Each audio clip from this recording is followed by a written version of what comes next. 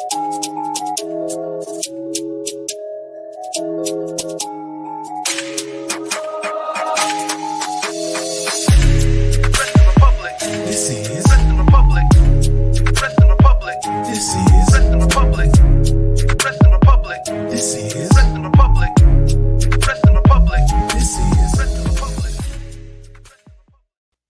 is going on, everybody? We are back once again with another edition of Wrestling Republic's daily broadcast. It is Saturday, December 23rd, or as I like to call it, Christmas Eve. I'm as excited as anybody could be to be here. We've got an awesome SmackDown to break down. We're also one day away from Christmas Eve, which is the 1-year anniversary of this very show. Before we get to tomorrow's 1-year anniversary episode, though, you got to have day 364, don't you? Let me introduce my stacked panel today. First, all the way out in Philadelphia, Pennsylvania, head of opinions for Wrestling Republic, Anthony Ricciardi. How are you, my friend? I'm doing all right. It's a little exciting. It's my third show in a row, the last one for the week, and I get to celebrate Festivus with you guys and air our grievances, so this should be fun. Absolutely. I'm excited about it as well. We got a couple comments too here. We got one from Benny Boy is him. Hey, what's going on? And we got another one. Happy holidays to you guys from our good friend Bobby Petito. Good to have you, Bobby. Happy holidays to you as well. Up next, though, we've got another original cast member of this show too, and our head of reviews, the man up north. I'm not talking about Santa Claus. I'm talking about Coby Galenzoski. How are you doing on this Saturday, the 23rd, Cobe? Well, it's obvious I'm not that far north. That's way farther than me. It's even further north. He's way further. I'm not as north. I have great weather, actually, and it's shocking to say in December. But here it's Christmas time. We're nearing the anniversary of the daily broadcast. I'm here to talk wrestling. It's always a pleasure, and I'm glad to be doing it with two other people that I consider original members of the broadcast. I love it. We were there at the beginning. I love it. Okay, wait a minute. Sorry, wrong camera angle there, right? Or which one are we doing, Coby? That's better. Thank you very much. They both look fun. You're a legend. Coby, the original super producer in the clutch as usual. But let's get right into the topics today. We're talking SmackDown last night, a holiday edition of SmackDown. I'm actually excited. Random announcement before we get into the first topics, but that they're going to use the New Year's Revolution around New Year's like that. Like, I don't mind that it's not a PLE. I love like just the use of the trademark on that one, and it's an event that I've got fond memories of. Great Elimination Chamber match on one of them back in the day, and it's just cool to see the branding back. I like that WWE is starting to do that again. I think the Triple H is really doing a great job of pushing the correct buttons as far as nostalgia is concerned, and that to me is one of his definite strong points as far as creative is concerned.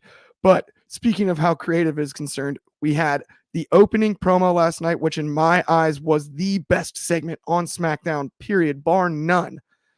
I thought this was the one that stood out amongst the rest. We had AJ Styles cutting a promo. He does seem to be a little bit more heelish. Feels also like we're in a time machine and it's 2012 and he's got the same jeans, but that's not the point. That's neither here nor there. I also love Randy Orton being involved in this. You had, geez Louise, I just blanked there. Nick Aldis also involved in the segment. And then I was stunned. The biggest pop of anybody, I think, involved in the opening segment was for LA Knight. The crowd went ballistic for LA Knight. That blew my mind.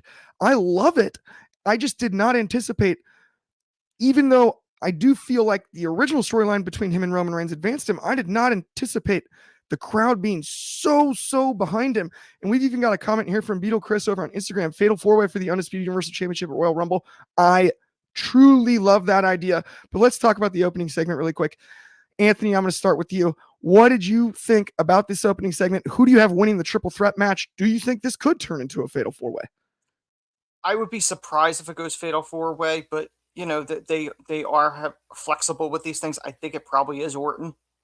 I think that is probably the safe bet, but the fact that they're throwing AJ in there, they could go 4-way, honestly, to protect Roman and one of the other ones take a loss. The spinoff I really enjoy that AJ and Orton are back and having LA Knight in the mix, which the crowd's behind him because they've been denied. They want him to win they want him to win a title. I don't necessarily know if it needs to be Roman's title at the moment. I think they'd settle for the US title at the right now. Age is just a number. DDP was 43 when he won his first world title. LA Knight's 40. So he's got some time left, and he is an Impact former world champion. Nick Aldis, I thought, was phenomenal all night. He really is just a great authority figure because he's not backing down. And anybody that knows his story knows that he's a legitimate guy that can go. He was over 1,000 days of NWA world champion. He pretty much carried that. So I really enjoyed it. AJ reminds me, it's like 10 years ago. He was the lone wolf in Impact before he left. So it's kind of along the lines of the same type of character. The triple threat, I am looking forward to it, but I know we'll get to it towards the end segment.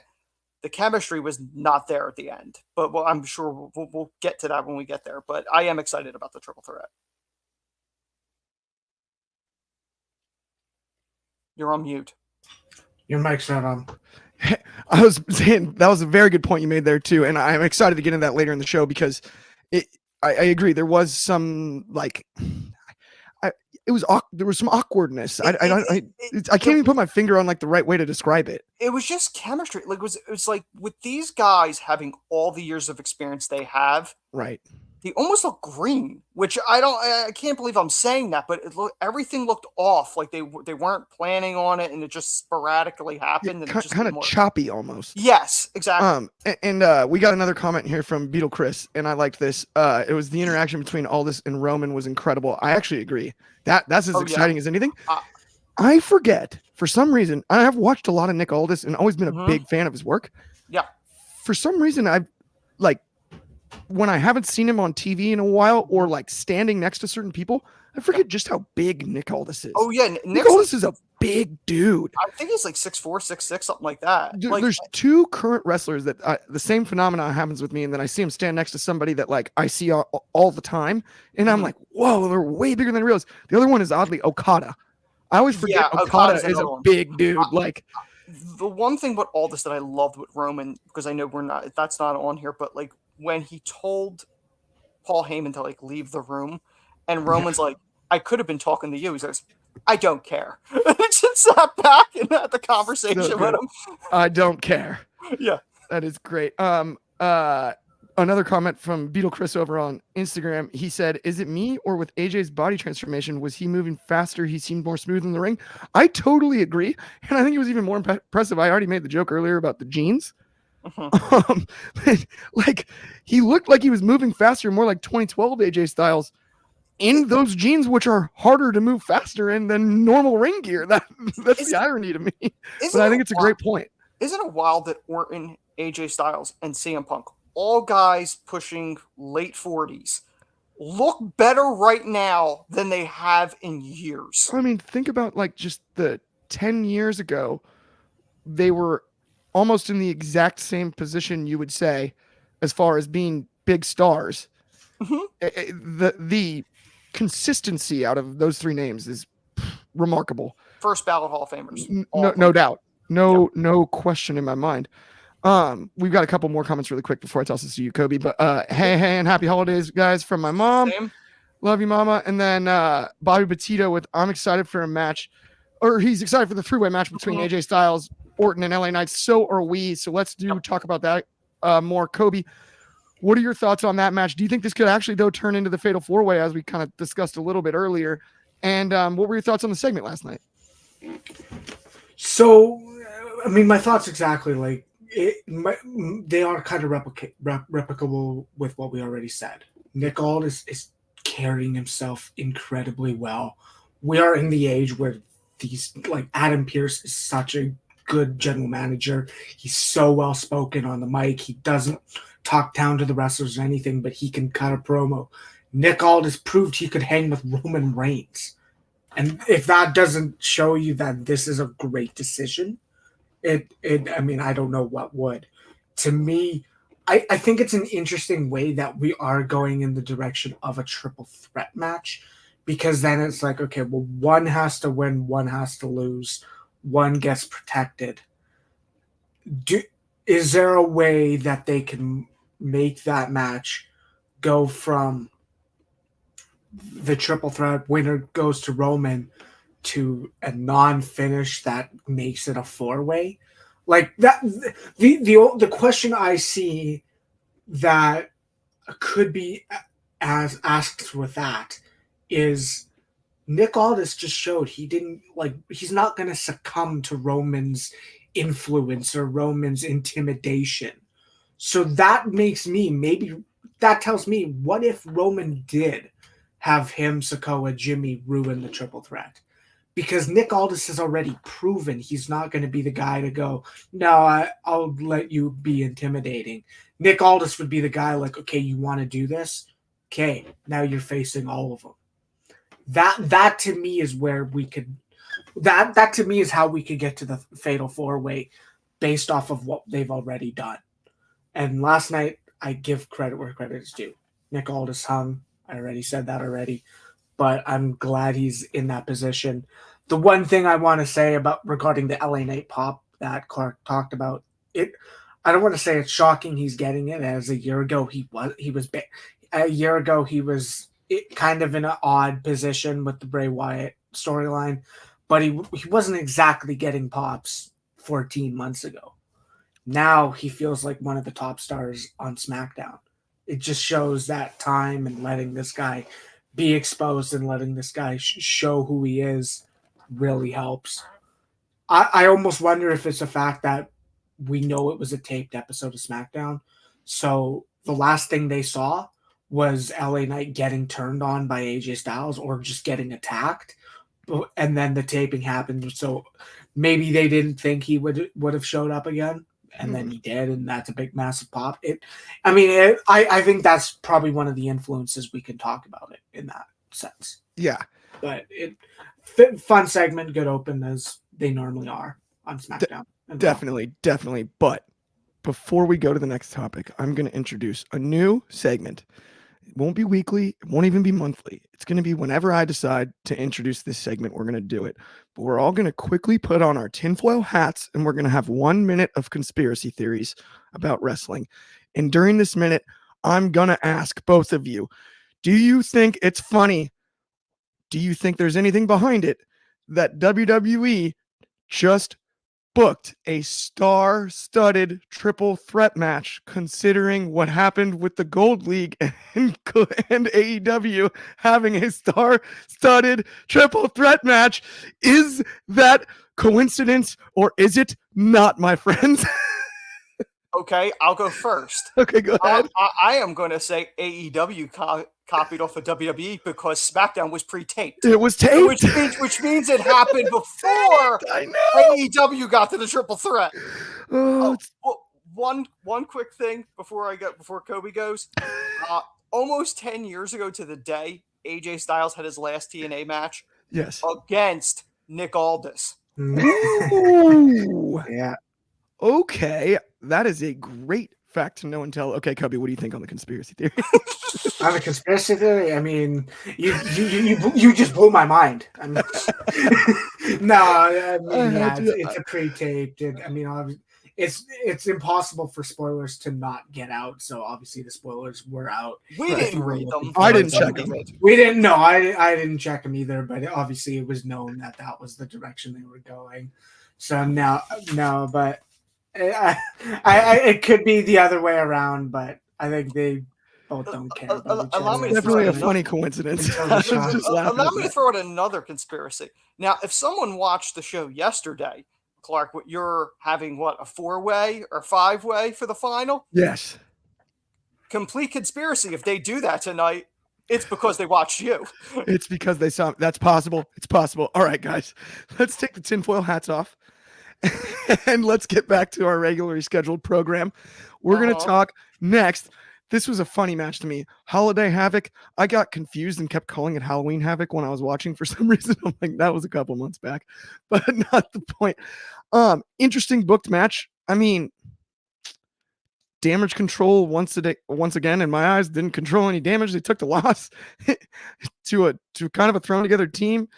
I really do like Michin and Mia Yim being pushed. She looked great last night, and I think she'd be a fun matchup for Io Sky just to kind of freshen things up. I'm But glad they settled on the name. yes, but to me it is like it's really about Bailey and the Rumble in my eyes. And but Coby, I'm going to toss it to you. What were your thoughts on the match? It's always fun having a gimmick match like that, and around the holidays, I mean, how can you not like that, right? It's not like I don't think it took away from the match, like the theme and whatnot. But yeah, I also thought it was just kind of an odd, jumbled mix at times. It was a little bit slower than I would have expected. But what were your thoughts, Cobb? I mean, that's the thing. Like the one to bounce off of is like even in the 2 weeks they've done it, Michin has looked great. She had great striking exchanges with Asuka twice last weekend, last night, and she got the pinfall.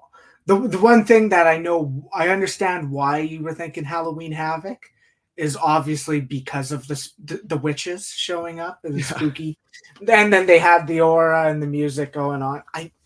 This is the thing. We gave a lot. I mean, Ben especially gave a lot of flack to the heel turn of Sky Blue attacking Abaddon on a collision last week.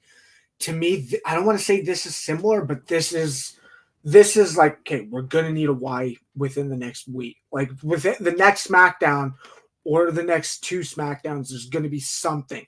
I need to see why. Obviously, we can assume why, because they hinted at the Kabuki Warriors going for the tag titles, and obviously that's what the witches had cursed the belts before, or they were taking claim to it. Right. That's where it's like, okay, I understand we can assume, but you're still gonna have to You're still gonna have to have a promo or a segment or something where they reveal why they attacked Kyrie. They really didn't get a pop either, which is like, you want them to get a pop because they are talented. Their gimmick has been great for the last year. They've worked together on it. I'm not going to sit there and say it hasn't, but other than that, it's a weird result. I like the fact that Michin got the win. Michin's going to get the match at New Year's Revolution. I think it will be entertaining.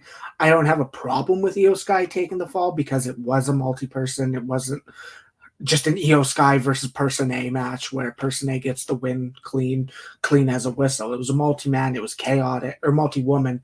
It was chaotic. It was all of the above.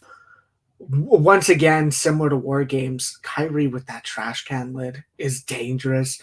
The way she almost decapitated. I think Michael Cole said it was, they almost decapitated.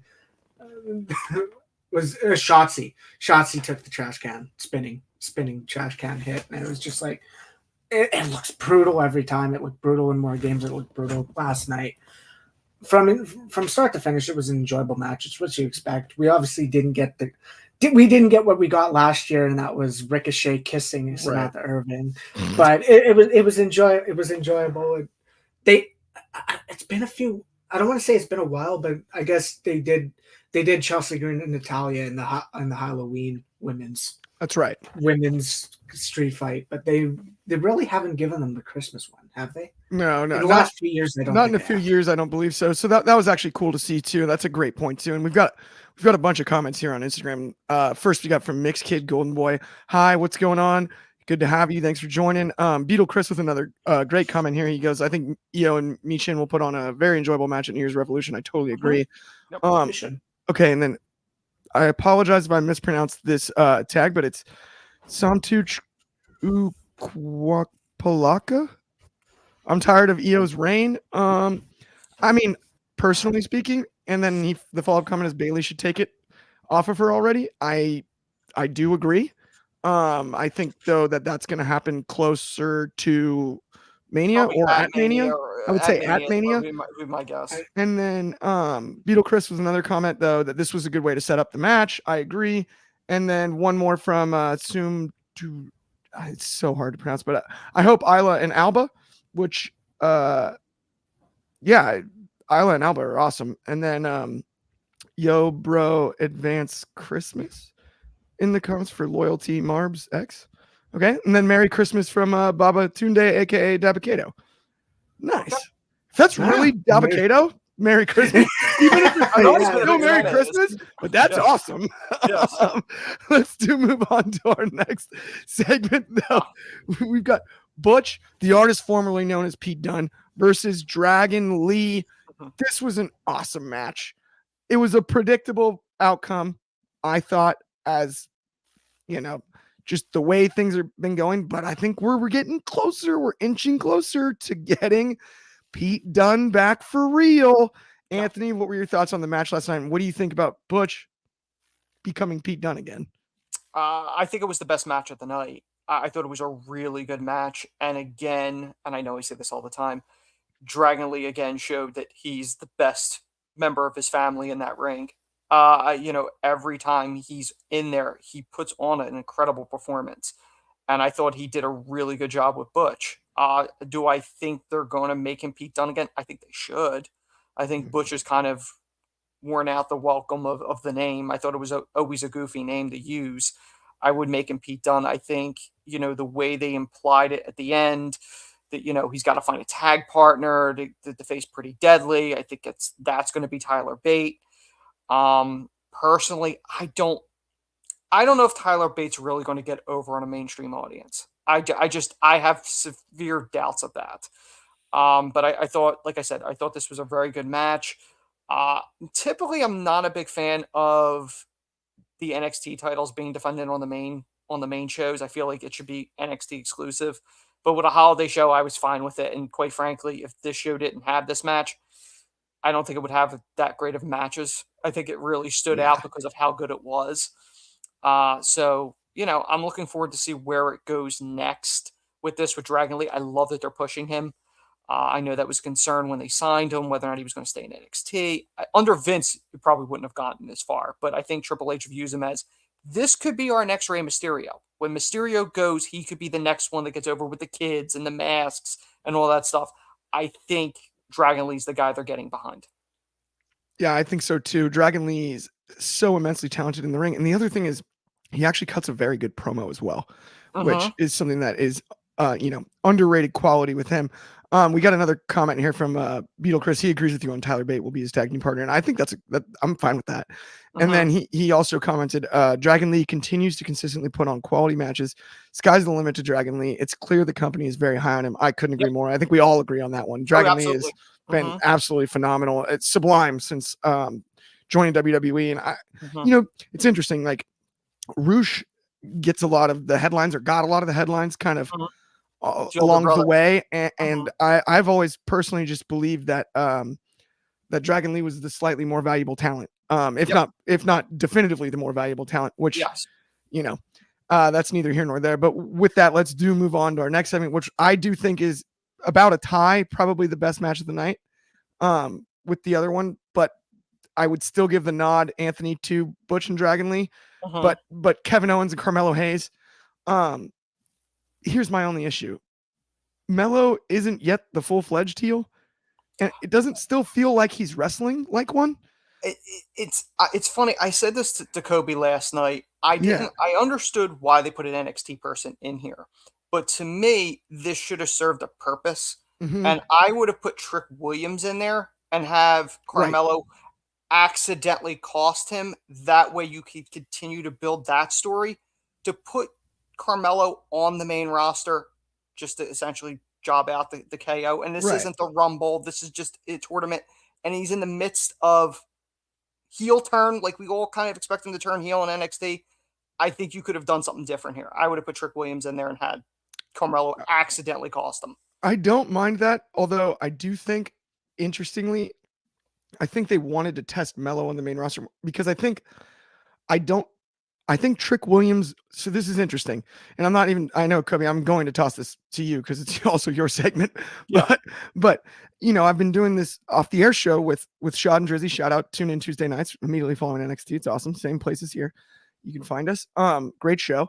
But I believe personally that Melo, when they finish the Trick Williams and Melo story, Melo will lose but Trick Williams will stay on NXT as Melo yeah. goes up to the main roster. That's tradition. You lose on the way out. Yeah. Right. And that's where I think the only argument out, and I'm not even arguing really, I think the thought process was to test the waters with Melo because he's the one that's going to the main roster sooner. Mm-hmm. No, I get you. But I mean, you know, you never, not that Trick Williams doesn't deserve to be called up either. He is on fire in my eyes, has been the standout on NXT for months now. But Coby, I do have to ask you about the KO match last night. Also, how valuable for Carmelo Hayes to work Kevin Owens on SmackDown in this spot? Because I don't know anybody bell to bell that doesn't benefit from working with Kevin Owens. Like, you're going to learn something. The guy's an absolute wizard. What are your thoughts on the match, Coby? The first thing I actually thought of is I know who Austin Theory. He has. Yeah. But Woof.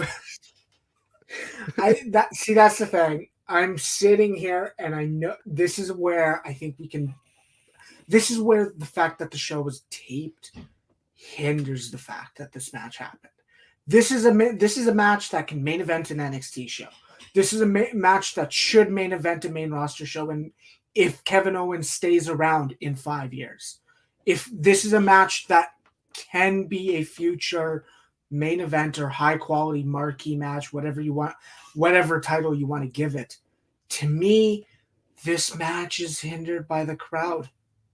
The crowd wasn't there. It's Kevin Owens. Yes, Carmelo, like you said, Carmelo Hayes is probably likely to be up in the next, I want to say 8 months. He's probably coming up post-Mania after putting over Trick Williams at Stand and Deliver, because I assume that's where we're going as well. To me, the crowd wasn't into it. It could have been because it was a long night. It could have been the fact that it was a double taping. It could be the fact that the main roster and NXT do have different audiences, whether we like it or not. Obviously, the whole attempt to rebrand was attempt to kind of make it different. Like, okay, the main roster fans are gonna like NXT more now, and I do believe the main roster fan would be good and would be entertaining. At the end of the day, it was a high quality match from an in-ring standpoint, from a wrestling standpoint. I think it was obvious Kevin Owens was getting the win. And I think that's kind of the whole underlying issue with this championship match tournament that they're doing. Obviously, there's another match to be talked about, which Anthony will get to, but this was the clear tournament match that not stole the show, but it was the better match of the two matches that took place tonight or last night. Absolutely. I love what you said there about, especially about KO. Now we got a couple comments over on Instagram. We got one from Vincent. I'm sorry, I want to get the name right. Vincent Van Hake, or it's Van Hackey, I believe. And it's I'm far away from you. Only one question: will The Rock come back again? Okay. And this is from France. And thanks. Happy holidays, Vincent. Thank you for commenting. I think we've all kind of debated back and forth about whether or not he may show up for Mania and either face Roman Reigns or Roman Reigns. Essentially, it's either Rock Reigns or it's not The Rock. Personally, I think the answer is not this year, and I would not have said that 6 months ago, but hey, we're allowed to change our minds. Anthony, what are your thoughts on that? Just quickly, do you think yes or no? And then same Coby after. I'm going to say no, especially since the Hollywood strike's over. If the Hollywood strike was still going on, yes, I think that was a major factor. There was a chance. Yes. Yeah. How about you, Coby? What do you think? See, that's the thing with the Hollywood strike. I think they knew it was coming to an end, but I think if it was a priority to do this at WrestleMania 40 for the Milestone Mania main event of The Rock versus Roman Reigns, I think they would have already put pen to paper. Obviously, we wouldn't know, and we shouldn't know. I have similar sentiment. They kept them apart for a reason. Okay, I just changed my mind. Main event night 2, Rock Reigns. I'm kidding. just for continuity. No, I'm totally kidding.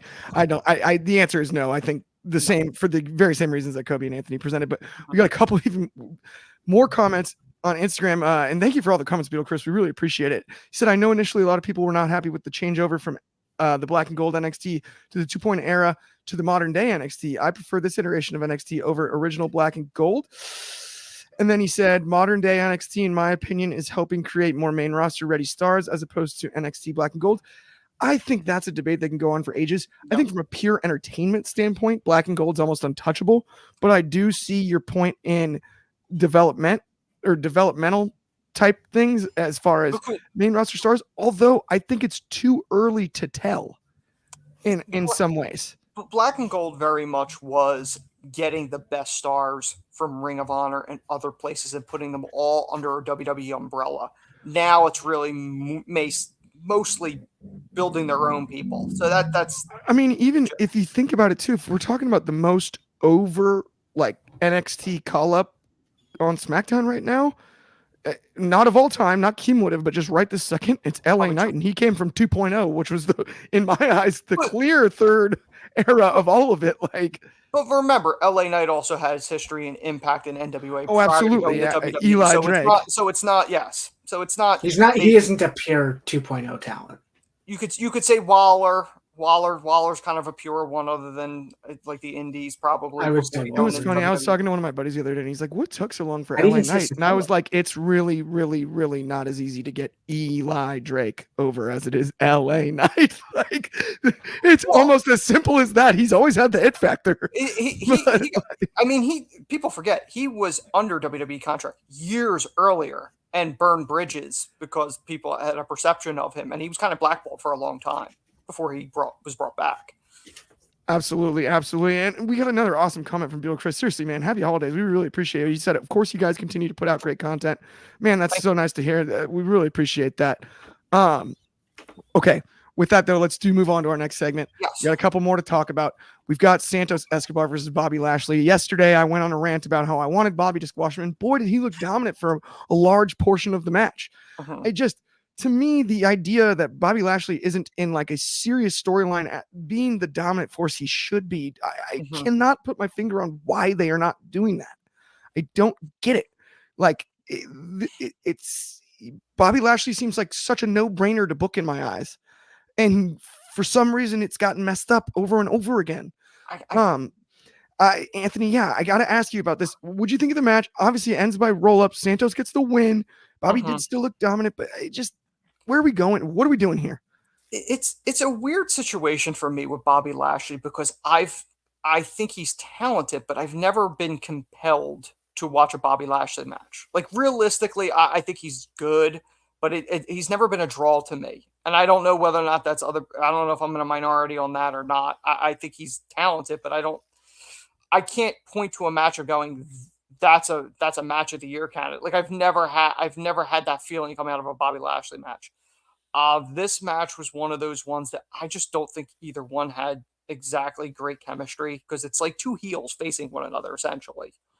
They're further developing the Escobar thing, bringing in Humberto and Garza as his new henchmen. I thought was a smart move, because you can really kind of do almost like an LWO Civil War type deal, because you can do Carlito and his other El Fantasmo tag partners and like an almost like Civil War of the LWO, which I think you can kind of have some fun with that, because, we saw WCW do that with the NWO Black and White and Wolfpack. I think you can have some fun with this. I really do. Escobar winning it, like I said yesterday, ultimately, I can't imagine it's going to be Escobar and Logan at the Rumble. It's going to be KO and Logan, babyface, heel. I assume that's the direction it's going to go. I could see Carlito maybe costing Escobar the match in 2 weeks or whenever they do this. That's where I'm thinking it's going. Absolutely. I like that. I like that thought a lot. And I get why Santos went over. It's Bobby Lashley, I think, is so underutilized and so unbelievably talented. I don't want us to miss. I mean, we forget Bobby Lashley left the WWE, and yes, he was in TNA, but he fought in MMA. He had a very similar Brock Lesnar, where he was not on our television screens. Yeah, he quit hardly at all. He quit over his wife getting fired. He did, and That's what happened. we got another comment here from Beetle Chris, which is, I feel as though Bobby is already an established star, so now he's been tasked with elevating other performers. And yes, I do agree with that. Here's my only problem is if you're going to use him in that regard, I still believe that Bobby needs to feel like something that people have to overcome, and like an unstoppable force that you really. So, like for example, with the Brock and Cody rivalry earlier this year, right? It really felt like Cody was having to climb a mountain to overcome Brock Lesnar, whereas beating Bobby Lashley is happening too often and too easily. I think the problem with Bobby is he needs to be in there with somebody that's equally physical. And there's a limited number of people you can do that with. Now, what they could do, but again, I think Bobby would probably come up on the short end of this, if you put him against Solo and then you bring up the whole him versus Umaga thing. Like you can kind of, I'm here to avenge Umaga. Like I think you could kind of run with that at least a little bit if you wanted to go that direction. Yeah, no, that does make a lot of sense. And we got a comment here from YouTube from Bobby Petito, which is oh my goodness, what if Grayson Waller and Austin Theory costed Kevin Owens and or to lose against Santos Escobar? I don't think so. I don't think they want heel versus heel. So that's why I think that's the thing. It's a Rumble match. There's no way you're doing Santos versus Logan Paul at the Rumble when it's. Although I think it would be a great match, but I don't think they're going heel versus. I'd be interested in it, but it's clear that I don't think that's the move. It would be a fun. It would be a fun swerve in the moment, and then it would be like one of those ones that we complained about like a week or two after the fact, where you're like, actually, that was a bad idea. It would have made sense if Escobar hadn't turned on Ray. If we're talking still babyface Escobar, definitely a possibility. Mm-hmm. Mm-hmm. No doubt. The one I do want to mention is, and I completely forgot the point. Oh, no worries. Let's move on to the main event though, because we're running low on time. Not too low, but let's talk about the Styles versus Sikoa main event. And I thought this was a fun, interesting match. Sikoa dominated physically AJ Styles, which I was thrown by. I thought this was going to be more heel versus heel. AJ Styles wrestled exactly like a babyface, which I did not truly understand. Mm-hmm. I mean, it was no different other than the attire. At the same time, I really did enjoy the match. The post-match events were wild. Everything as far as like building to this triple threat match and then the eventual challenger for Roman Reigns was fun and impressive. I'm going to toss this to you, Kobe, first. What were your thoughts on the main event match and the main event title picture over on SmackDown? So I did figure it out. I quickly, 3 months ago, I was pitching Bobby Lashley and the Street Profits to beat the Bloodline. That not only establishes them as a group, as a faction, gives you a reason to care about it. They failed miserably at giving us a reason to care about this group. To me, I'm going to write that. I'm going to write about it later on. This match, it's booked weird because AJ Styles, yes, he just attacked LA Knight, but you're not going to be heel when you're going after the Bloodline. AJ Styles is now, it's like, okay, well, you're trying to make him be a tweener when he's kind of dressing like he's going right to heel. That's the thing. It's a lot of I agree with the move. I think it's an interesting pathway to go down with AJ Styles, but it's a thing that's like, okay, there's a lot of mud on this path regarding, okay, he's still in the feud with the Bloodline. He just faced a heel Solo Sikoa in the main event, even though he cut a heel promo earlier on, or a justified heel promo, however you want to view it. It was a better match than what they had before Styles got written off for the time with that injury. It was a better match, but it was like, okay, you still got to protect both of them. AJ Styles is going to be in a number one contendership match, but you're not going to have Solo Sikoa lose. Then why are you booking this match? Yeah, that's what's irking me about this entire scenario right now. I feel irked. I just don't know. There's a lot of there's a lot of kind of SmackDown shenanigans that have happened in this way the last, I want to say 6 months. Jimmy Uso takes the losses like a champ and sells longer than he needs to. But like that's that. I can't get interested in a Solo Sikoa main event when, yes, you are bringing it, trying to build him up and bring importance to it. But how is he going to lose when you're trying to build someone up for Roman Reigns? It's a decision I don't know if is thought out correctly. But I 100% agree. The post-match stuff, it did what it was supposed to do, but it was slow. It was badly timed. The brawl between Randy, LA Knight, and Styles didn't look good. We know what they were trying to do, but it was just, I don't want to say it was clunky. It was just badly timed. The action they did. I agree. And we got a couple comments here. One from Beetle Chris that's interesting about Rey Mysterio. Is there a way to get back to Dominic versus Rey at Mania in a hair versus mask match? Or is that pushed back to WrestleMania 41 as opposed to 40? I don't think there's enough time to book that storyline. I think this one's going to be stretched out all the way to 41. Now, another question, though, from Beetle Chris, which is, for whatever reason, I can never get into Solo's matches. I see the star potential in him, though. There's just a disconnect for me. Man, do I weirdly agree. I don't know I can't put my finger on what it is. Something's missing. And I love the move set, the look, the facial expressions, the viciousness, all of it. Then he gets in the ring, and I just, there is some sort of disconnect there. I totally agree with that. Anthony, though, what were your thoughts on the main event, the fallout after the main event? And then, of course, we got to get into what we were talking about earlier in the show in regards to the potential triple threat match, fatal four-way, what have you, eventually. I feel like I'm irked by proxy because of you guys being irked by it. I feel irked. Yes, by proxy, I feel the same way. This is one of those situations where AJ Styles is almost SmackDown's version of Drew McIntyre, where they're like doing this line of him going, he's a heel, but not a heel because he was with Gallows and Anderson, but it's like, he's not a heel. Make a decision. Not everyone needs to be in the gray.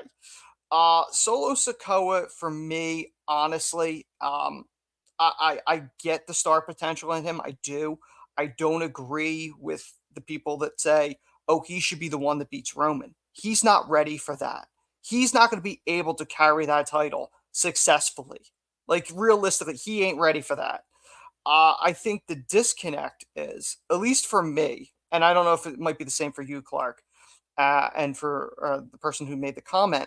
Yes. I almost feel like, I don't even want to say, I don't mean this in a derogatory way, but it's almost like the poor man's Umaga. Like, we saw Umaga, and this feels like a tribute band version. Like, I don't really necessarily feel like Which is interesting because he's like in better shape athletically. Yeah, but like I understand him paying tribute to Umaga family. I get it, but I don't really feel like I see enough originalness in it. Yeah. Maybe that might be the best way to put it. Like, I feel like everything is going, oh, okay, Cena came back. Okay, Cena and Umaga had a feud. Let's do that. I mean, I just said it with Lashley. It's the same thing. But, like, I feel like he's not truly broken out to be his own self. Like, I feel very much I feel like I'm watching a tribute band more so than watching an opening act, if that makes any sense. And I don't mean that negatively. No, totally. I like Solo. I really do. But for him to really get to that next level, to reach that full potential, I need to see some originality. Absolutely. I totally agree on the originality. And it's interesting because when he was kind of the street king on NXT, there was a little bit more originality. Yes. And he was very over on NXT. But we got one more comment here before we go. From Beetle Chris, will AJ appear at TNA Hard to Kill given TNA's new connection with Endeavor? That is a great question. Man, do I hope so. And I hope we get Mickie James at the Rumble as well. Yeah, I mean, listen. Do I think so? Not so much. We're not necessarily getting into the dirt sheet stuff, but I just want to point this out. Anything's possible in wrestling, as we've seen. Right. And AJ has appeared on a TNA program, Slammiversary, when they did the 20th anniversary. He recorded a video for it. WWE let him. So anything's possible. 100%. But with that does bring us to the end of the show.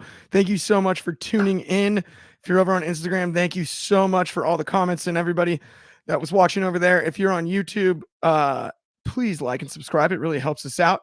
If you're over on Twitter or Twitch, I think the same thing. I'm not the tech guy. I don't really know how it works, but definitely like and subscribe. And then also tomorrow, the 1-year anniversary of this very show. Super exciting, super fun. It's going to be one of the most fun shows of the year. We're going to talk all things wrestling, answer comments, play some games, probably like we're just going to mess around, and it's going to be a blast. And it'll be an extra long show. So if you're over in the UK, that'll be at 8 p.m. your time. So just put those pajama pants on right after dinner, settle into the couch, and join us. Pour yourself maybe a tall one if that's your thing. If you're on the East Coast, 3 o'clock mid-afternoon, right before dinner. Hang out with us. You can have fun, and then that way, before you get into the politics with your family and whatnot, you'll at least have some fun in the afternoon. If you're here on the West Coast like me, that's noon Pacific. Have lunch and watch us. It's going to be a good time. With that, though, that brings us to the end. Have a happy holidays, everybody. Thank you so much for joining us, and we will see you guys tomorrow.